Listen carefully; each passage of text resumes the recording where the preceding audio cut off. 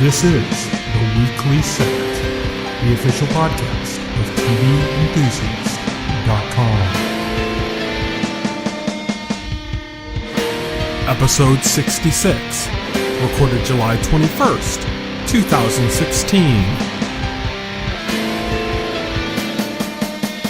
Hello, everybody, and welcome to The Weekly Set, the official podcast of TVEnthusiast.com. I am your host and editor-in-chief of TV Enthusiast, Tyson, and joining me today, as always, is our keeper of comics here, Will. Hello. Okay, so today we're going to be talking a little bit about Stranger Things. We're just going to go over it briefly because we want to have a more in-depth conversation about the series later. We're going to talk about episode 2 of The Night Of. We're going to talk about Mr. Robot season 1 as well as the first 2 episodes of season 2. And then we're going to talk about Peaky Blinders season 2, episode 5, the penultimate episode of season 2. And that's going to be it for the podcast. Anybody who is interested in what we have to say about Comic-Con, which is going on right now, I'm going to put up some videos talking about some of the news stuff over the next couple days. So I'm going to put up like 2 videos probably covering the major kind of events that relate to the shows we cover or that we might cover in the future. And then on Monday night, Will and I are going to record and kind of an impressions podcast where we're going to talk about just kind of what we thought about what happened at Comic-Con stuff and go over some of the more exciting things that we, saw or heard from the different Comic-Con panels and the things we're excited about. So that'll be in your regular podcast feed for this show. It'll just kind of pop up in there, but it's not going to be instead of our regular discussion. That's going to go up on Monday night, Tuesday morning, and then we're still going to have another podcast next Thursday where we're going to go over kind of our regular topics. But for right now, let's kick things off with Stranger Things. Now, with Stranger Things, I don't want to go over the plot details. We're going to do a full spoiler cast for that later. That's kind of what I envision we'll do. We'll get together, the 2 of us and maybe somebody else. Maybe we'll find somebody else who wants to talk about it with us, and we'll bring them on and we'll just do a podcast full on spoilers of the entire show. But right now we're just going to talk about it more in generalities and kind of like its concept and our general kind of early thoughts about it. So for me, I've seen the whole series. It's only 8 episodes. Will, you've seen the first episode, right? Yes. I have a review up for the season. If you want to check it out, there's not too much in the way of spoilers. It's kind of, again, my review was more kind of about my impressions of what they were trying to do rather than what happened. So yeah, let's talk about it. So I really like Stranger Things. I say flat out right now, it is my favorite Netflix series. Really? Wow. Favorite Netflix series over like Daredevil or, like other Netflix series that were good? Yeah, I like it more than Daredevil, more than Orange is the New Black, more than Sense8, more than Narcos. It's my favorite one. I don't know. It's like I have a hard time separating myself and being what's the word I'm looking for here? being open about kind of like in general about the quality of the show as its own thing. Right. Being objective about it. I have a little trouble being objective about it because this show appeals to me personally on so many levels. I think I think like show-wise, plot-wise, for just judging off the first episode, it's decent. I thought, it's nothing. It's nothing that like really blows you away, but it's cool. I'll say right off the bat is that's kind of what I felt after watching the first 2 episodes. Yeah. After watching the first 2 episodes, I was like, it's good. It does all the homage stuff really well. Right. Yeah. It's fun. It hits all the notes. It hits all the notes it's trying to hit, but it's like. That's kind of the impression I had. I kind of would compare it, like in the first 2 episodes, I would compare it to like, Super 8, if you've ever seen that, which was also similar. Yeah, I saw that. That would be a very apt comparison, actually. Yeah. That's kind of about the same impression I had, like, where I really like Super 8, but like I never bothered to watch it again or anything, you know? Right. Whereas that's the impression I had of Stranger Things after the first 2 episodes. But after watching on, and I'm not going to talk about the events or things, because it wasn't like, oh, there's this one big event that did. That's not even what it was. It's just that it takes a while to kind of sit in and find its own groove. And it does that, I believe, in the 3rd episode. Because after the 3rd episode, I was like, 4th episode now. Like, I have to watch now. I have to keep watching. Then I watched the 4th episode. I was like, 5th episode now. It was really hard to stop watching at that point. It was like, I just want to watch more Stranger Things. I want to get through it. It kind of felt like, at that point, it felt like I was watching The Goonies and somebody stopped it in the middle of a scene. And I'm like, no, come on. I need to see more. Why are you stopping it in the middle of a scene? I haven't finished this yet. And, as my review says, by the end of it, I was struck by this idea that, this is the first Netflix series where I finished it and then immediately had that, you know, that reaction you have when you watch certain movies where you get out and you're like, I want to see this again. Yeah. And you just kind of hop back in line to watch it again, you know? Like, that's kind of the reaction I got not too long after finishing the whole series. And that's weird for a TV series. You know, a lot of times you think like, oh, I want to watch this again eventually, you know? But with Stranger Things, I was like, you know, in the next week or so, I could jump right back in and watch this whole show. You're like rewatch now. Yeah, exactly. It's kind of a weird feeling I had, and I had to think about it for a while, and it was a big part of my review. I think check out on the site is I think we have a certain bias here. Oh, we're kids of the 80s. Yeah, being both children of the 80s, you know, fondly remembering that era, even though like most of my actual memories of like that era of like being alive in that era of like vague at this point. Yeah, most of them are probably, because of our ages, are going to be more in the like late 80s, early 90s more. Right. We'd be like the age of like Will's little sister, you know? Yeah, exactly. Will's little sister. It's, wasn't Will's little sister. It's, oh yeah, Mike's little sister. Like 1983. Yeah, I was that age. I was the age of Mike's little sister. Yeah. Yeah, you know. It's like baby sister that doesn't have a single word of dialogue, you know? That's kind of around where we would be in that aspect. But, we're close enough to it that like stuff is familiar to us. Right, you know? Right. Because, you know, basically, yeah, we're close enough to it that stuff is right. Like I remember growing up in the 80s. I remember Cheers. I remember watching Alf, getting really excited for Alf to come on. Remember watching E.T. E.T. Yep. Yeah. I remember like the first VCR we had. Not even like that we owned. Like I think my parents like actually rented a VCR. Yeah, they were expensive back then. Yeah. People would lease them out, just kind of like, what is this VCR thing? Yeah, was it? Yeah, I think my parents rented a VCR to watch Poltergeist. I like remember that. Yeah, and those are all things. I mean, they referenced Poltergeist in the movie, and in the time of the movie, it was basically like soon after it had released in theaters. They also referenced All the Right Moves and Risky Business and all that kind of stuff. Those are all things I've seen. Some of them later. Yeah, most of the stuff I saw later in life. You know, like like E.T. and stuff. I probably saw around then. I probably didn't understand what I was watching around then, but I probably saw it around then, roughly around that time. Roughly around that time, yeah. And you know, I mean, this, like, in all appearances and everything, like, the presentation of this. Oh, the title scene, dude. The title scene. That was definitely gave more of, like, a TV film vibe than, like, an actual film vibe, because it's like, the way the title sequence run, usually you saw that type of thing on, like, a network TV, like, movie of the week.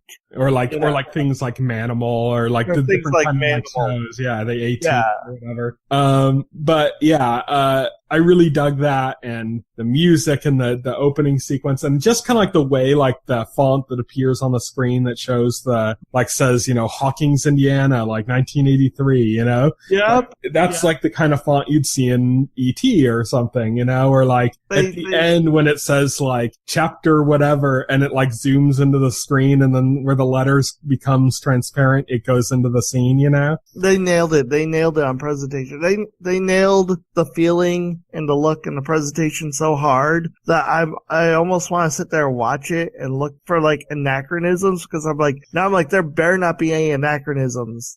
There are some, but like I didn't even notice them myself. Better not be watching Karate Kid in 1983. There's one I saw somebody post related to like a book. Like there's a book on a shelf that like is from like 1990, but I would have never picked it out. Oh, really? Yeah, I would have never noticed. The kind of like the real super geeky kind of references, like the TV and movie ones, are pretty spot on. The one that would be kind of weird maybe is that there's like an Evil Dead poster in Will's brother's room. And the Evil Dead came out in 1982, so it could work, but it was extremely limited in release. Like, it didn't get, like, widely seen until, like, the, 1985 or 6, Oh. It was out on videotape at that point, so if you had a VCR, but they seemed like a poor family, so it's kind of, that's, like, probably the closest one. I don't know. Yeah, that's the closest one you go, I don't know. Actually, apparently Evil Dead came out October 15th, 1981.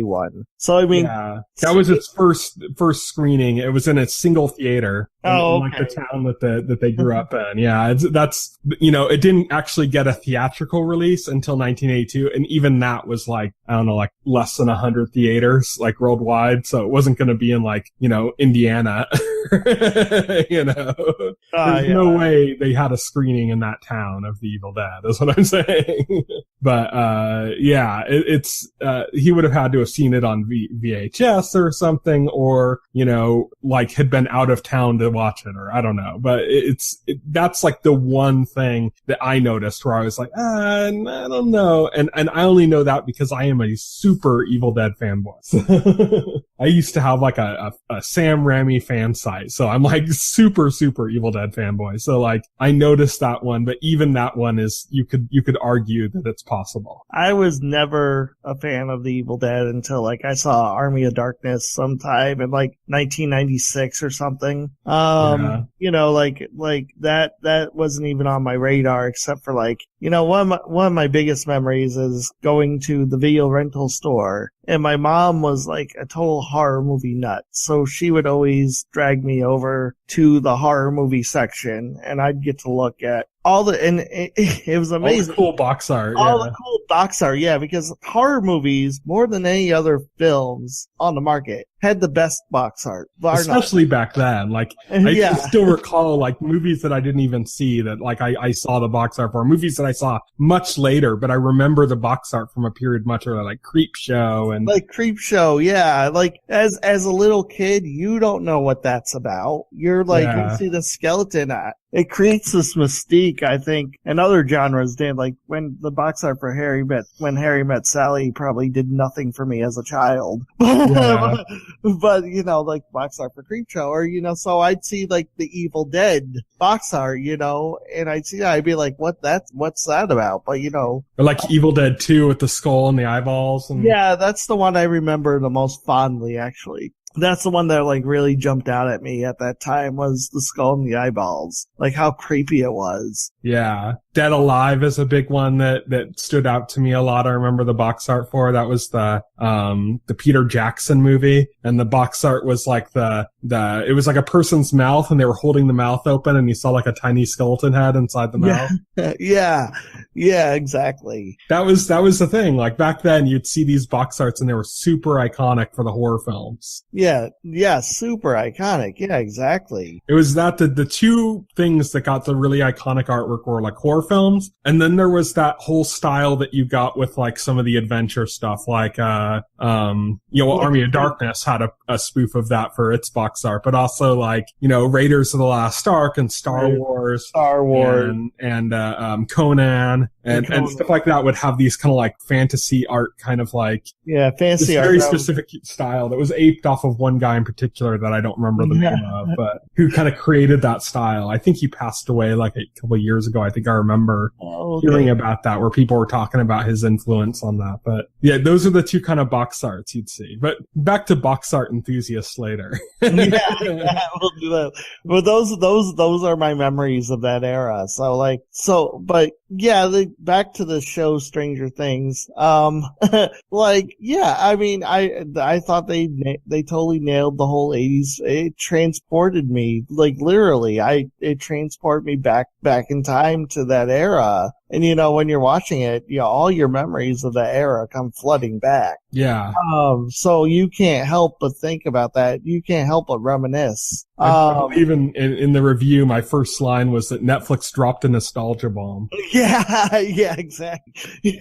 They did. I thought like all the actors did an excellent job, especially like the children actors, which is funny. Oh yeah. You know, a lot of times you're watching a show, the biggest complaint is whoever the child actor has to be in that show. No, I love the kids in this, and part of the reason I think I love them so much in this is that it is very much this kind of like lost art of like making these kind of like making characters iconic based on their faults or their perceived faults, not even necessarily their real faults, but you know, the kind of things that they might be bullied for or something, and kind of like over highlighting those and making the characters iconic. And that's something you don't see that often at all, but very much not the case with children, like with child actors, you know. And like, you know, you see a character like Dustin, for example, who as you watch the show will probably become like your favorite character on the show. People like love him by the end, and it's not because of any particular event. It's just because he's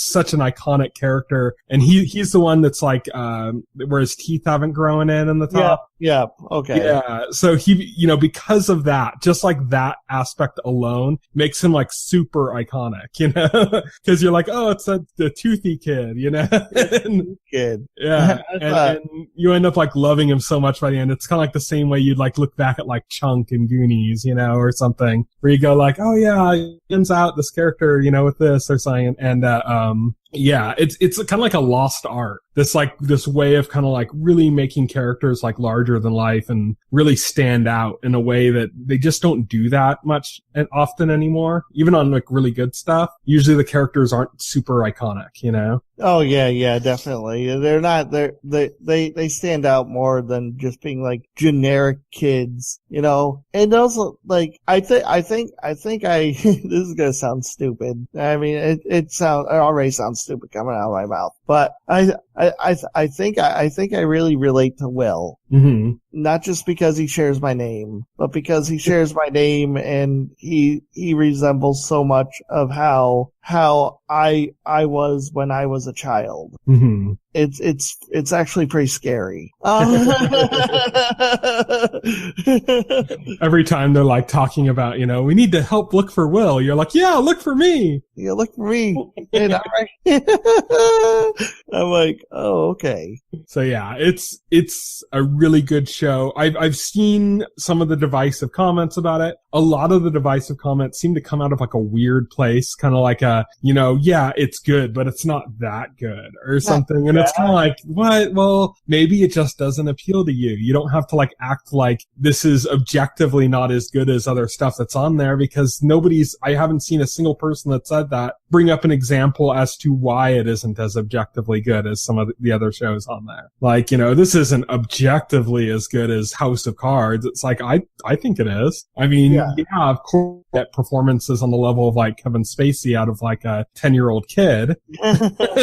But like in other ways, it easily makes up for. I think like the pacing on this show is the best pacing of any Netflix series by far. Like, you know, it just carries on in a way where it's like, you know, I love Daredevil, but that show, as well as Jessica Jones and all the Marvel Netflix shows that are a perfect example, all of those shows should have been like 10 episodes for a season, you know? Yeah. And they went on a little too long, and then they had like little pacing problems, stuff like that. I can say on Stranger Things, through its 8 episodes, I didn't feel like there was a single pacing issue. The only area where I'd go like, oh, maybe there was a bit of a pacing issue is just in the first 2 2 episodes, and that's not so much a pacing issue as it just hadn't fully established itself yet. Right, exactly. I think by the end of the second episode, not even necessarily by the end of the second episode, but early in episode 3, you get like, and I've seen other people comment the same thing, saying like that's where they got super hooked, and I know for me that's when I got super hooked. Well, I can't wait to get to episode 3 then. And it's like I said, it's not even like one big event. It's not even like, like where we've talked before about like The Expanse and how like it was episode 4 of The Expanse when we got super hooked. And that was because of a big event, that was because of that, like that raid on that spaceship, that happened. And it was just so insane. And then like the first moment with the doctor getting killed, and then like from that point on, The Expanse was like, okay, I am super hooked on this,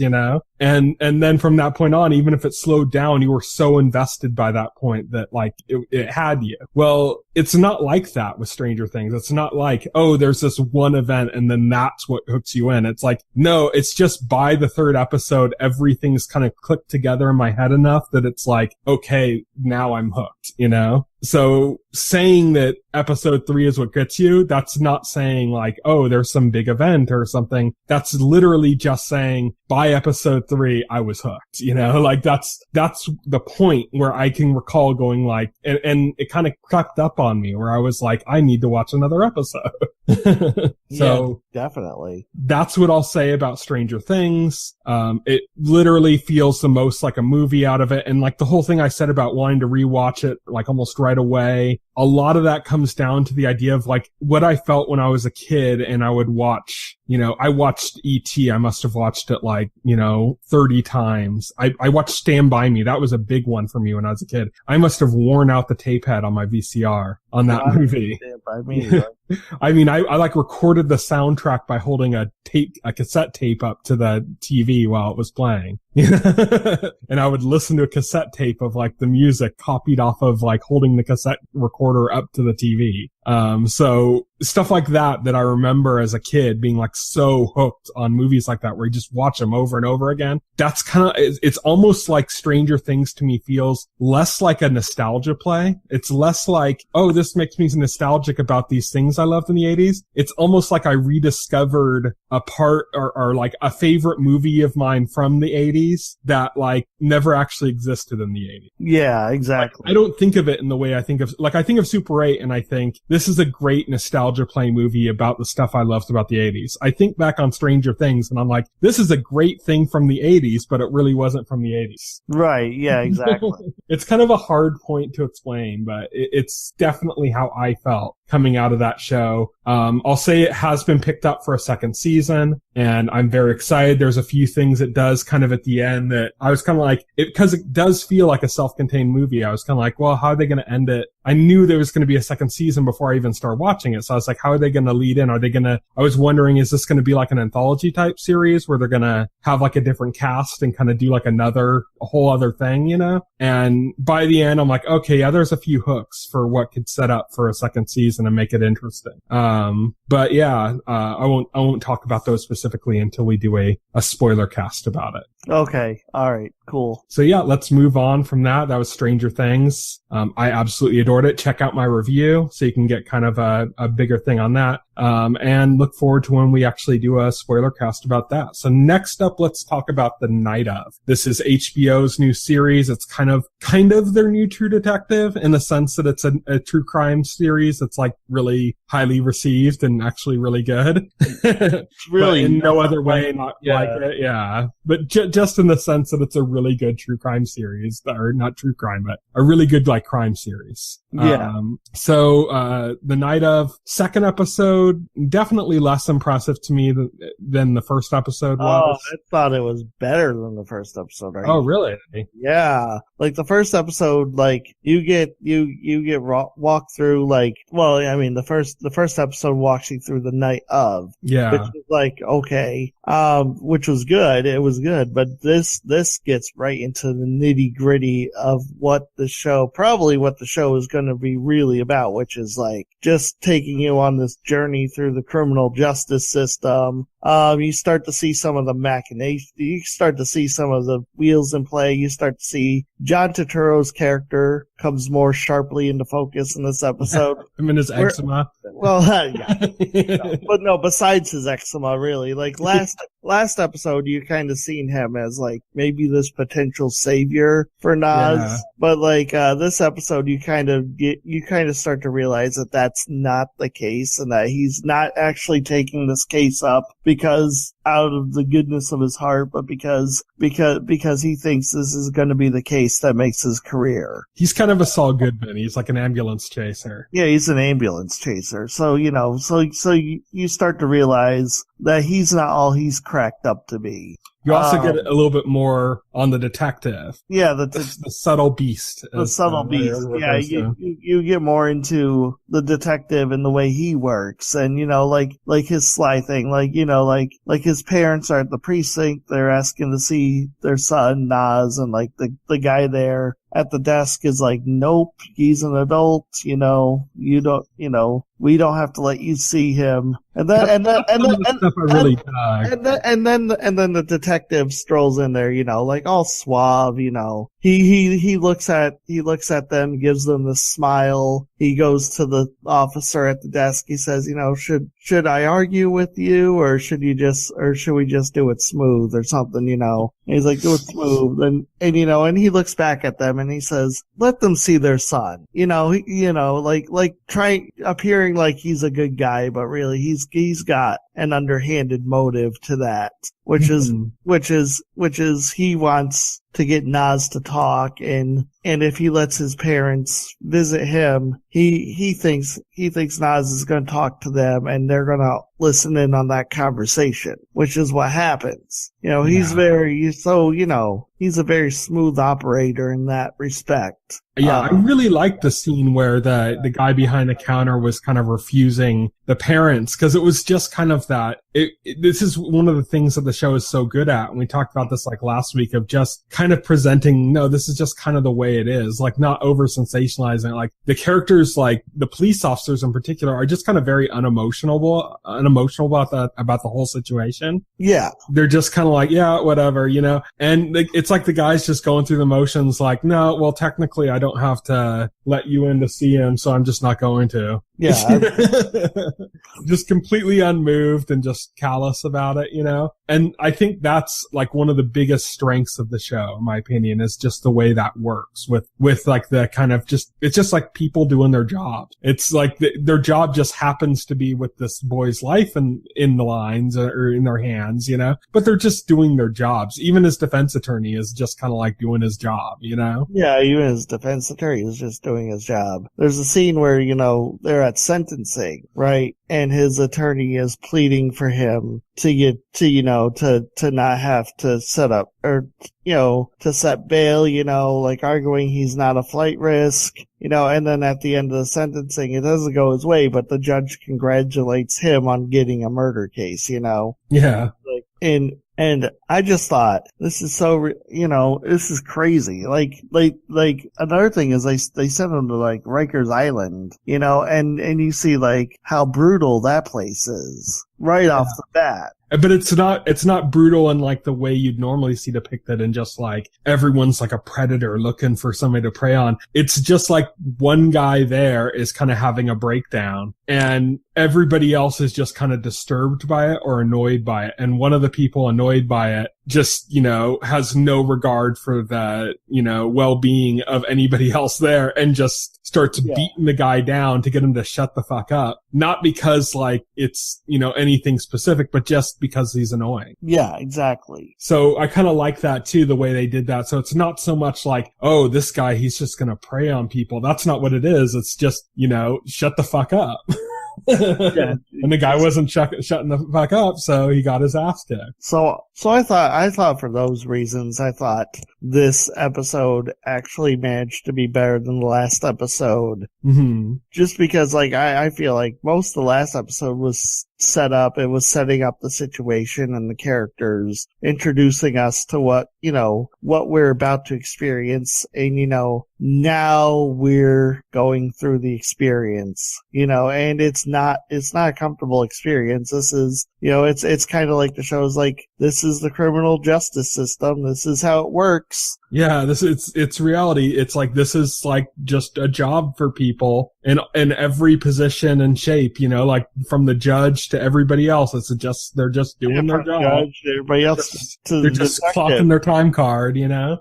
And, like, they don't really give a shit that you're, if you're innocent or guilty. It's just a matter of like, well, they're just punching their time clock and their time card, getting their work done and going home, and that kind of like reality of the series is it can be kind of unnerving, but at the same time, that's what the show's so good at, is that aspect. There was also a part earlier before his sentencing, I believe, where the lawyer was in with another client, and they're like waiting. They're waiting for their turn to be in front of the judge, and they have to have some other guy, and it's some white guy, and he gets basically like a very small sentence. And it kind of shocks the black client of the lawyer, who's like, that's all he got? Like, what the hell? And then like when he goes before it, like he kind of like bitches out at the judge after he gets his time, and is like, what the hell? What, that guy only got this much time. And the judge is like, you want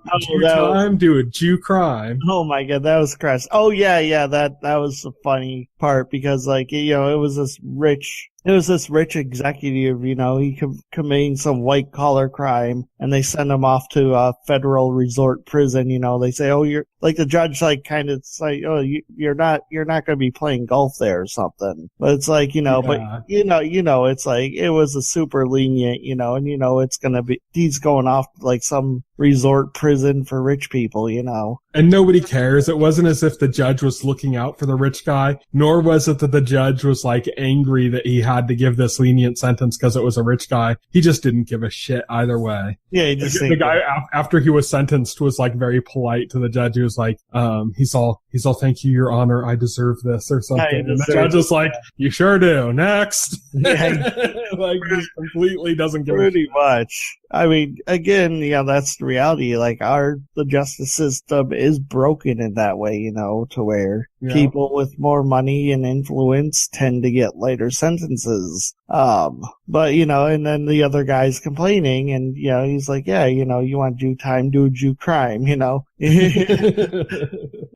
This is just kind of like, this is the strength of the show, in my opinion. It's just kind of this unflinching reality of New York, And I joked, I looked at my mom when I was watching, I'm like, this is the most realistic depiction of New York I've ever seen, and I've never been to New York. That's funny. So as our resident person who's been to New York, what do you think? Yep, 100% accurate. So that was the night of. We're going to continue watching this, I imagine, because we both dig it. So look forward to more discussion on that. Next up, we're going to talk about Mr. Robot. Now, last week we talked about the first 8 episodes. Since then, Will's finished the first season and the first 2 episodes of season 2, kind of establishing the early direction of season 2. I just watched the 3rd episode today. But most of, the stuff that's kind of, it's most of the setup for what's happening is in the first 2 episodes. So that's what we're going to be talking about. Okay. So first off, what do you think of season 1 as a whole, looking back? Season 1, amazing until the last 2 episodes. And then you didn't like the season, you didn't like the twist at the end, or? I'm really having a hard time fully embracing it and getting behind it, to be honest. It just takes the show into this completely different direction. That even after watching the first 2 episodes of the 2nd season, I'm really struggling with Elliot's character and where he's at. And the character of Mr. Robot. I think on the one hand, it is kind of interesting, Mr. Robot being a split personality of Elliot. At the other hand, I feel like it has really crippled Elliot insofar as these last few episodes of the show. Mm-hmm. Like, he hasn't done much except for struggle with his alter ego, which I find far less interesting than Elliot going out there and hacking somebody or something, or, it doesn't even feel like he's part of the forward momentum. Yeah. I feel like this is something that's kind of necessary to explore the consequences of everything that happened in the first season. I think it's not going to last forever. It's going to get back on track, but they have to kind of show that this had a significant consequence on Elliot's life. I did really like the twist. I saw it coming a mile away. I saw it coming before I finished watching the first episode because it was such a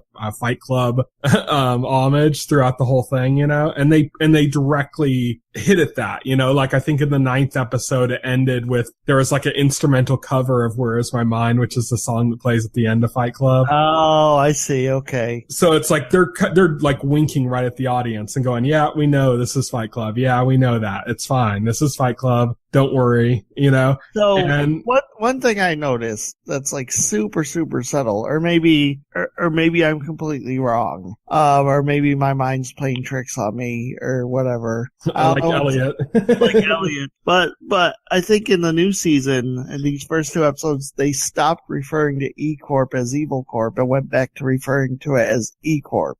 I don't know if I noticed that, but I do know that, like, in the second season so far, there have been a lot of perspectives outside of Elliot's. Yeah, so that's why I think because I think the last time I heard it on the show, it was referred to as E Corp again, and I was like, wait. That's because it's probably because it's an event you're not seeing from Elliot's perspective. Yeah, now we're outside of Elliot's perspective now. Whereas every reference to them in the first season was Evil Corp. Evil Corp, Evil Corp, Evil Corp. Repeated ad nauseum whenever it came up because we were constantly inside Elliot's perspective in the first season. I don't think there was any noticeable point in the first season where we were actually outside of his perspective. There were a few, but now some of those have come into question. Like, there was a scene in the first season where, you saw that Darlene and Elliot's childhood friend, I can't think of her name right now, were like in a class together, Yeah. And so that was outside of Elliot's perspective. And then there was a scene where Mr. Robot and Tyrell had a conversation in a car, and that seemed to be outside of his perspective, but now we know that it not really was. Mr. Robot. See, a lot of it doesn't even, I guess that scene, kind of is called into question now, too, because Tyrell was talking to Mr. Robot, but he didn't seem to recognize him as Elliot. There's a lot of things that are kind of like... A person that Tyrell has encountered twice already at that point. There's a lot that's still kind of obfuscated about what's going on. There's a lot that's yet to be made really clear. I have confidence that it's not like an oversight just because of some of the smart things the show's already done with dealing with this kind of stuff. But it's very heavy into the kind of unreliable narrator territory. You have to kind of question everything you see. So, not as in is this a mistake the show made, but in the smart way, is this something that's purposely meant to misdirect me because it's Elliot seeing it incorrectly or something. What I really, really love is Elliot breaking the fourth wall and addressing the audience as a character. When he tells the audience, when he tells his therapist something at the beginning of season 2, and then it cuts away, and then after it cuts away, Elliot immediately tells the audience, "Oh yeah, I'm sorry I didn't tell you what I said there, but I feel I no longer can trust you." Yeah. We as the audience have become a character in the show. Yeah. Which is cool. It's something that was kind of hinted at in the first season, just from the very first line of the very first episode of Mr. Robot was "Hello, friend." Yeah, and it was him talking to what we now know is us. Yes, to what we now know. Especially the end of the last episode, the finale of the first season, where Mr. Robot is talking to Elliot And Elliot is addressing the audience, and Mr. Robot then says, "Don't talk to them. They can't help you." You know? Yeah. It's directly plays on that. I actually really like where the second season is going. It's like you said, we don't feel like Elliot himself has a lot of agency in the season so far. I think that's going to change. I think that they have to kind of play out that these consequences are heavy and that that's what they're doing right now. But I do like the kind of heady direction that the series is moving in season 2, where like almost everything that we kind of take for granted is being called into question. Like what is real, what isn't. And that's like very esoteric in the same way that like Hannibal was, like in its second season. That's true. I'd still say I'm not like 100% against what's going on or the new direction. I just don't feel, you don't have complete confidence in it. I don't have complete confidence. Yeah, I'm not comfortable with it at this point. Yeah. But the show is still like beautifully done. The show is still, there's lots of stuff going on in the show that's still immensely interesting, you know. So that's why I continue to watch it, because there's still tons about the show, which is still amazing. Mm-hmm. Like I said, like, yeah, and I get your point, like I guess it's playing with your perspective, you know, like making you question what you're viewing at every turn, you know. I think that's interesting. I can't wait to watch episode 3. Actually, the end of the second episode of season 2 had me like, oh my god. I was like, cause he wakes up suddenly. I guess there's a gap in his consciousness, which we're starting to see this now. This is also like very Fight Club-esque. Yeah. There's gaps in his consciousness. And we see one such gap happen where suddenly, you know, like there's a jump from one scene to the next, and the next scene is him on the phone talking to Tyrell. You know, you just hear on the other end, bonsoir, which is what Tyrell said to Elliot the first time they met. Mm-hmm. Yeah, and also he said it twice to him in the first episode, because he said it when they first met, and then also at the very end of the first episode when you see him kind of lean out of like he was out of focus, everybody's out of focus, and then he leans into focus and he says bonsoir, Elliot. Yep. And so that's kind of become like his, like, I don't know, did I do that? It's become his catchphrase. But one thing I wanted to talk to you about on Mr. Robot, which is I had thought it might have already happened last week, and so I started talking about it, and then you said, oh, this hasn't happened yet, is what I thought was one of the most amazing scenes in the series was the conversation between Elliot and Miss Tyrell. Yeah. That was just, it was so plain what they were talking about, but man, was that scene tense. That scene was tense.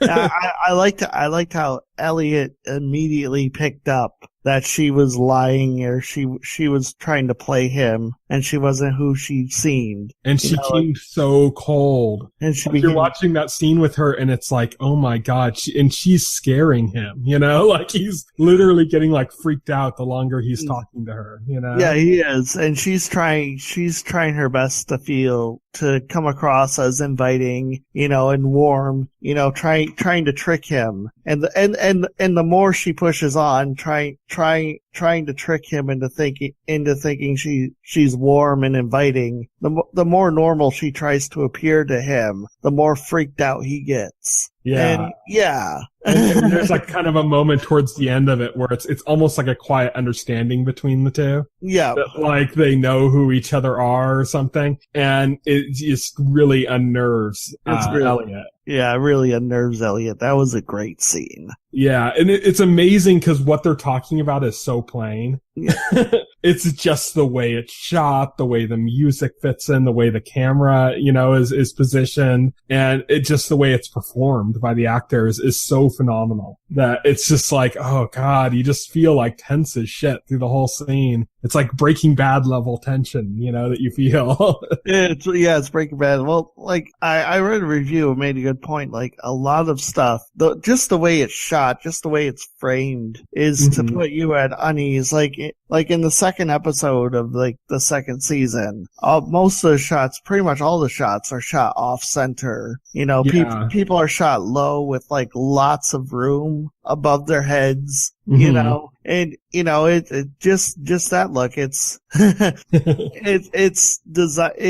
in itself unsettles you. In filmmaking, it's called, the rule of thirds. And basically the idea is if you envision your screen before you or whatever picture you're looking at that's like a film screen, divide it so that it's, like a 3x3 grid. Okay. Like 3x3 blocks. And so that would be, two lines going vertical and two lines going horizontal separating the screen. And where those kind of points intersect is where your eyes want things to be. That's where you want your focus details to be. So when they cut it in different areas, it throws you off and it fucks with you. And so it's kind of like bad filmmaking, but it's bad filmmaking done on purpose to create an effect. Recently about this, where we're saying this is kind of one of the brilliant things about filmmaking is like you have to know the rules in order to know how to break them to create the effect. And that's what Mr. Robot heavily does, is it breaks the rules to like specifically target the way you feel about things. Yeah. So let's move on then. That's Mr. Robot. We'll talk about that some more as well as we go on in the next couple of weeks. Now let's finish off our week by talking about Peaky Blinders Season 2, Episode 5. This is the penultimate of Season 2. So one left in Season 2, and we're well more than halfway through the entire series right now. So yeah, let's talk about this episode. So first things first, we had that scene in the last episode where it was a great scene between Alfie and Darby. And I had kind of seen it as possibly like Alfie playing Darby a bit. Doesn't seem that was the case. Seems it was pretty straightforward. What they were talking about is what really happened, which is that the two of them have teamed up against the Peaky Blinders. Yeah, they teamed up again. Oh my God, the first scene of like this, it was like, there was something out of The Godfather, like literally, you know, the way it's set up, it's almost set up like The Godfather. Yeah, like locking the door and locking the door, very ominous. Obviously Alfie invited Arthur and his crew into his place, you know, and Arthur thinks they're there to talk business. Really, it's just a trap. Alfie is going to screw him over. And it's not to kill Arthur, but it's to kill the person that Arthur's with, and then bring in the police basically to frame him for the murder so that he'd be prosecuted and hung. Yeah. For the crime. So Arthur is arrested very early in this episode because this plan works. Yeah, it's kind of crazy. I kind of like how it played out. I'm not so sure how I feel about, I kind of thought like Alfie was really interesting, and now it seems like he's on kind of a short life to live since he's going to be an antagonist to our protagonist.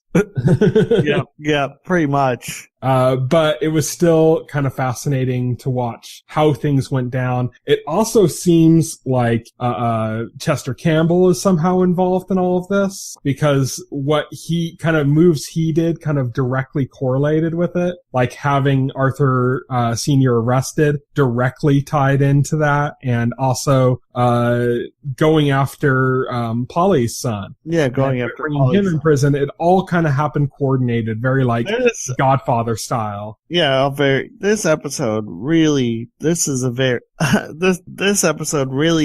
hammers home how much of a piece of shit Detective Campbell is. Yeah. Oh God.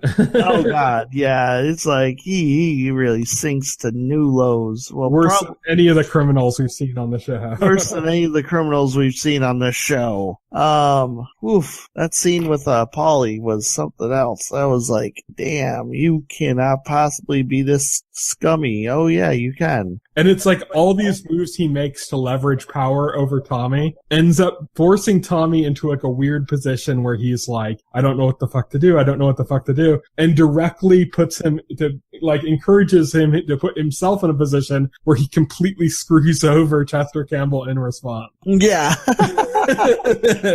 Well, because like it's pretty brilliant. What he does is like they want, Campbell wants Tommy to kill this guy in his home while he's sleeping. Tommy, knowing what's going to happen after he does that, actually blows up his home when he's not there, just so that he has to kill him somewhere else. Just destroys Campbell's plan. Yeah, just destroys Campbell's plan. Not to stop it from happening, but to make it happen on his terms. Yeah, to make it happen on his terms, because Tommy knows that once he completes the hit, that they're planning to kill him in return. So Tommy knows that if he did it in the home while he's sleeping, there are the cops right there, so he's gonna do it. The cops are gonna rush in, kill Tommy, and then that would be that and done. And Tommy's like, well, I'm not doing it there. I'm gonna do it somewhere where it's not gonna be easy for you to just kill me right after. What's cool here is it's not even just that. There's another part where basically Chester Campbell is kind of taunting Tommy about Grace, and then Tommy gets together with Grace, sleeps with her, but even before that tells Campbell he's gonna sleep with her. Yeah, he tells Campbell he's gonna sleep with her and says, why don't you ask your men that are keeping an eye on me, and they'll see for themselves that she'll be coming out of my place late at night. And then he finally, after the fact, he rubs it in his face with the name of his horse. Yeah. Which was was Grace's Secret or something? Yeah, Grace's Secret, yeah. That was the name of the horse. Oh my god. So it's the more of a shitbag Chester Campbell becomes, the more he tries to put Tommy in a possible situation, the more he motivates Tommy to outsmart him and put Chester in a worse situation. Into a worse situation, yeah, exactly. It's almost like watching Tom and Jerry or something at this point. It's the more Chester tries, the worse it ends up for him. Oh my god, it's awful. Jesus. Yeah, and Chester Campbell, really trying, arresting, Jesus, forgot her name already. Polly's son? Yep, arresting Polly's son and then using him as a tool to, rape her, essentially. Yeah. Not even for his own pleasure, but just to, fuck with her, Yeah, just to fuck with her. That was, probably the most evil thing anybody on the show has done. Mm-hmm.